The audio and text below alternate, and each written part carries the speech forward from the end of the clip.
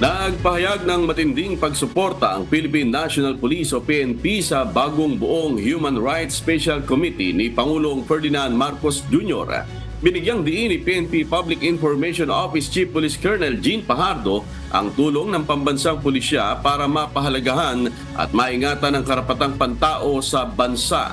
Patuloy din anya ang pakikipagtulungan ng PNP sa mga isinasagawang investigasyon ukol sa human rights violations sa Pilipinas.